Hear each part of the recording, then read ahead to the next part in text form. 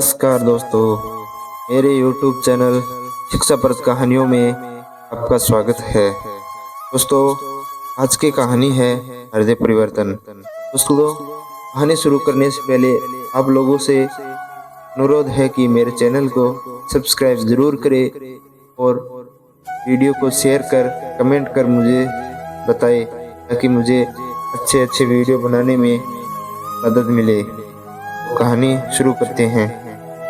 एक न्यायप्रिय राजा ने अपने राज्य को अपराध मुक्त करने के लिए कुछ कठोर नियम बनाए थे। राजा अपने बनाए नियमों को सख्ती से पालन करता था, इसलिए राज्य में अपराध बहुत कम हो गए थे। एक दिन राजा ने एक चोर को हत्या और चोरी के अपराध में मृत्युदंड की सजा सुनाई। नियम के अनुसार अपराधी को फांसी देने से पूर्व गधे पर चढ़ाकर नगर में घुमाया गया और उसके अपराधों के लिए उसे दिए गए फांसी के दंड का प्रचार किया गया।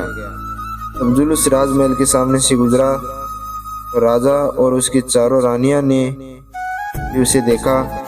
चोर के चेहरे पर आतंक छाया था, जैसे मृत्यु से पहले वह मर चुका हो।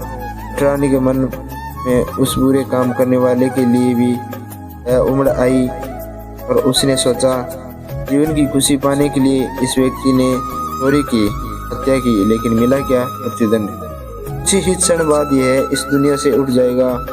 तो मैं इसे मरने से पहले एक दिन बढ़िया भोजन करा दूं, बढ़िया वस्त्र पहनने को दूं, इसकी आत्मा तृप्त हो जाएगी तो मरने का भी दुख न होगा। ऐसा सोचकर रानी राजा से बोली, महाराज, केवल एक दिन के लिए इसका मृत्युदंड स्थगित किया जाए, ऐसे एक दिन का सुख प्रदान करना चाहती हूँ। राजा मान गई और पटरानी को सौंप दिया गया। पटरानी ने उसे सुगंधित जल से स्नान करवाया, बढ़िया राजसी वस्त्र पहनने को दिए, स्वादिष्ट भोजन करवाए, नृत्य गायन से मनोरंजन करवाया, बढ़िया बिस्तर होने को दिए। फिर भी चोर के चेहरे पर भय छाया रहा। देखा देखी दूसरी रानी भी सुख दान करने का विचार किया, उसे भी राजा ने एक दिन की आज्ञा दे दी। तीसरी रानी भी चोर को मृत्यु से पहले एक दिन का आराम प्रदान किया। इसी तरह चोर ने राजसी ठाट बाट से 3 दिन काटे। इस मनोरंजन पूर्ण वैभवशाली समय में भी चोर को केवल मौत की काली छाया ही दिखाई देती रही। वह गुमसुम बना रहा। चौथी रानी बहुत धार्मिक विचारों की थी, तीनों रानियों से भिन्न थी। उसने सोचा, एक दिन यदि चोर को मैं अपने पास रखूं तो अवश्य वह हिंसक बन जाएगा। इसके मन में दया प्रेम उत्पन्न कर भला इंसान बना दूंगी। वह राजा के पास पहुंची, राजा से अपनी बात पूरी करवाने का वचन ले लिया। फिर बोली, महाराज, ऐसे सदा के लिए मुक्त करना चाहती हूँ, इसका मृत्युदंड माफ कर दे। यह मेरी जिम्मेदारी है कि ये एक भला नागरिक बन जाएगा। राजा वचनबद्ध थे, उन्हें रानी की बात माननी पड़ी। चौथी रानी को सौंप दिया गया। रानी उसे अपने महल में ले आई, सादा खाना खिलाया, सादा वस्त्र दिए। बड़े ही प्यार से चोर के सिर पर हाथ फेरकर रानी ने पूछा, भाई, तुम क्या चाहते हो? मैंने तुम्हारा मृत्युदंड तो माफ करवा दिया। मृत्युदंड माफ हो जाने की बात सुन उसके चेहरे पर चमक आ गई। हाथ जोड़कर बोला, आपने मुझे जीवन दान दिया है। आप मेरी मां समान है तो और कुछ नहीं चाहता, केवल एक ही इच्छा है, आज से आप मेरी धर्म माता बन जाए, मुझे अपना धर्म पुत्र मान ले। रानी बोली, यह तो ठीक है, लेकिन पहले मेरी एक बात का जवाब देना होगा, अभी तुम्हें पुत्र बनाऊंगी। उसने खुशी से बात मानने का वचन दिया। रानी बोली, तुम मृत्यु से इतना घबरा रहे थे, मृत्युदंड माफ होने पर प्रसन्न हो। जैसे तुम्हें अपने प्राण प्यारे हैं, ऐसे दूसरों को भी अपना जीवन प्यारा है। तुम्हें धन की आवश्यकता इतनी अधिक हो सकती है कि तुम चोरी तक कर डालो, दूसरों की कड़ी मेहनत से कमाई प्राणों की तरह संभाल कर रखी हुई संपत्ति को चुरा लो। क्या उन्हें धन संपत्ति की उतनी आवश्यकता नहीं इतनी तुम्हें है? चोर की गर्दन झुक गई। बोला, ठीक कहती हो माँ। रानी बोली, धन संपत्ति की तुम्हें ही भी आवश्यकता है और दूसरों लोगों को भी है, फिर क्यों उनका धन चुराते हो? अपना धन स्वयं कमाओ, उन्हें उनकी संपत्ति भोगने दो, अपना कमाया तन तुम भोगो। तुमने मुझे माता माना है, मैं तो पुत्र की तरह मेरी आज्ञा का पालन दृढ़ता से करना होगा। चोर को प्राण जाने के भय का अनुभव हो चुका था। प्राण बचने पर जो खुशी उसे मिली थी उनका भी अनुभव हो चुका था।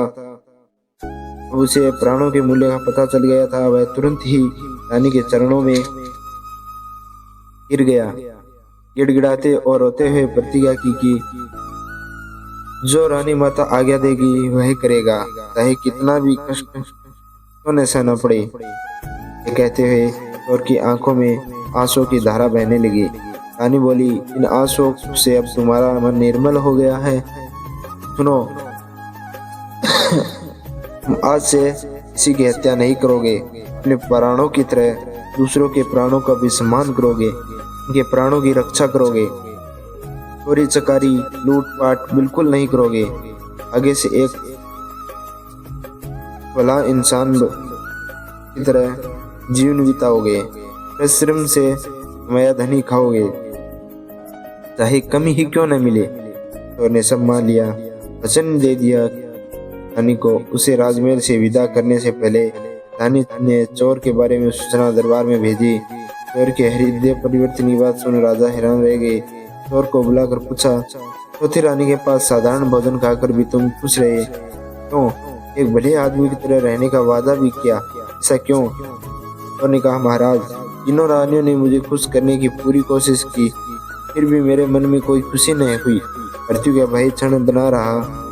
इसी परिस्थिति में हर तरह का मनोरंजन मौत के समान भयानक था। सही बातें भी रानियों की सुनाई नहीं पड़ी। हाँ, जब चौथी रानी ने मृत्युदंड माफ करवा दिया तो पता चला कि प्राणों का जीवन में क्या मूल्य है। उनका रूखा सूखा भोजन भी स्वादिष्ट लगा। उनकी बताई बातें अमृत की तरह जीवनदायिनी लगी। रानी ने मुझे सन्मार्ग पर चलने की राह दिखाई और नया जीवन दिया। अतः मेरी गुरु भी है और माँ भी। एक सुधृढ़ अपराधी के मुख से संस्कार युक्त मधुर वाणी सुनकर राजा प्रसन्न हुआ और उसने उसे कारोबार के लिए कुछ धन देकर सम्मानपूर्वक विदा किया। शीघ्र ही वो अपराधी अपनी मेहनत और लगन से एक सम्मानित व्यापारी बन गया। जो लोग कभी उसे भय खाते थे वे लोग उसका सम्मान करने लगे। दोस्तों, आपको इस कहानी से क्या पता चला? इस कहानी का अर्थ यही है कि हमें अपराध को छोड़कर एक सही मार्ग और सही दिशा का पालन करना चाहिए। दोस्तों, आपको आज की मेरी ये कहानी कैसी लगी मुझे कमेंट करके ज़रूर बताना और साथ ही मेरे चैनल को सब्सक्राइब जरूर करें और इस वीडियो को ज़्यादा से ज़्यादा लोगों तक पहुंचाने की कृपा करें। धन्यवाद। जय श्री राम, राधे कृष्णा, हरि ओम नारायण।